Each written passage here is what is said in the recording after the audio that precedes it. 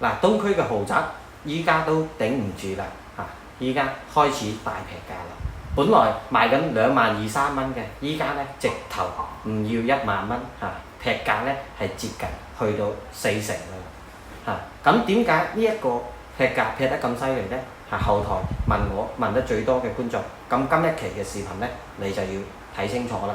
咁我咧就總結咗以下呢幾個點嘅，大家聽下睇下，我覺得有冇道理啊？嗱，展型天鑽突然之間嘅一個大降價咧，主要咧係開發商嘅一個資金壓力大，大戶型咧難賣，咁加埋東區呢一邊嘅集體降價潮啦，再加上咧產品嘅一個定位比較尷尬啦。咁第一點，先睇呢一個價格嘅變化啦。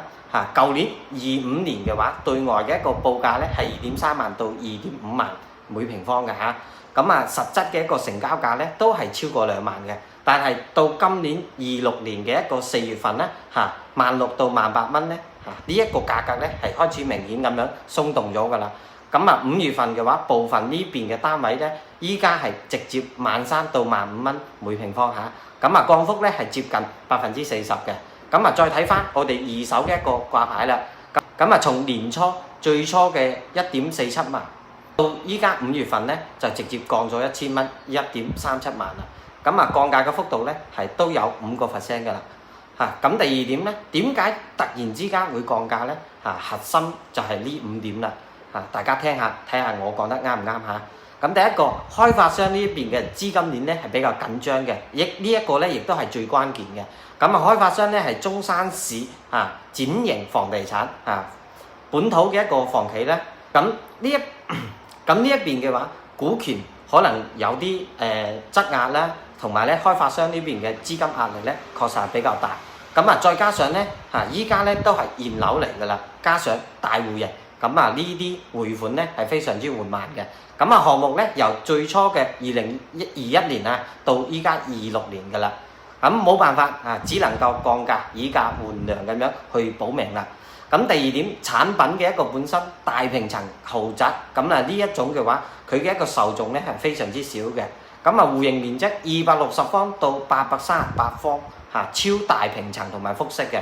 咁總價咧普遍喺500萬到1000萬加嘅。咁總戶數只有僅有嘅136席啦。咁客戶群體咧亦都比較少嘅。咁如果話係啲改善客咧，會更加中意120方到180方嘅，類似一啲第四代嘅住宅啦。咁佢哋對嘅一個學位嘅依賴性咧會比較大嚇。咁200米嘅一個超高層啦加上公建化嘅一個外立面、會所、泳池、停機坪呢一啲嘅一個成本咧係非常之高嘅。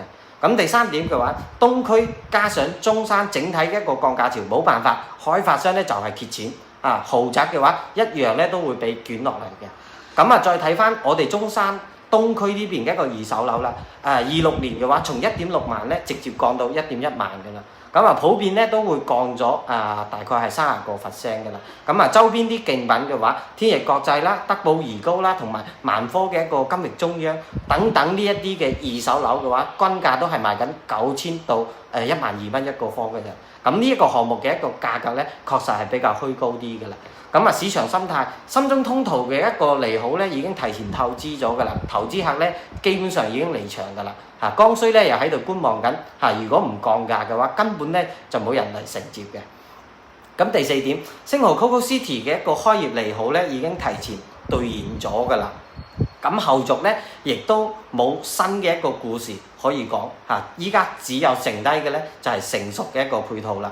咁再睇翻我哋商業嘅租金啦，咁人流咧係不及預期嘅。咁綜合睇嘅一個整體收益咧，呢一個承壓嘅話，住宅都會跟住去讓利嘅。咁第五點亦都係可能係最致命嘅一點因為商業嘅一啲大平層嘅話喺各類咧係目前只有深圳灣1號咧係做得比較好嘅。咁中山呢邊嘅一個城市等級咧係未完全跟得上嘅。假設呢一個項目如果佢運作咧喺珠海又或者喺深圳嘅話，咁可能咧就會好翻啲嘅。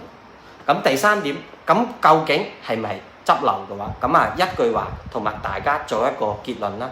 咁優點咧就係東區嘅一個核心板塊樓下咧就係 Coco City 啦，現樓加上咧超高層嘅一個視野啦，私密性咧係非常之強嘅。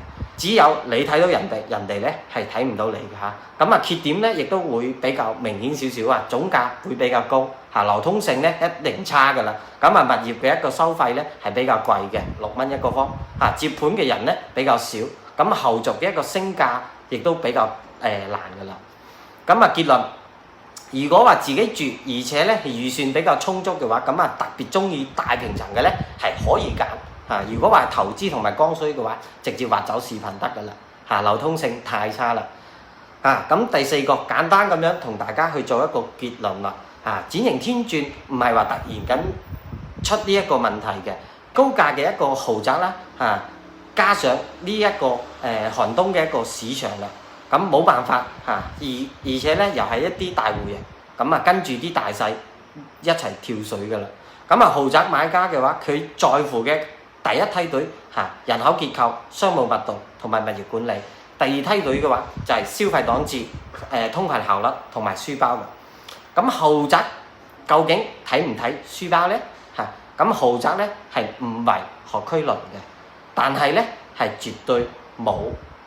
絕對唔能夠冇學區嘅嚇，呢一句話咧係重中之重嘅好啦，呢一度嘅總結咧就大概到呢一度噶啦如果話大家想睇樓嘅話隨時 call 我跟住我係中山呢邊嘅一個地產經紀人，一個擁有10年嘅一個房產交易經驗嘅今期嘅一個節目咧就到呢一度噶啦我哋下一期再見啦，拜拜。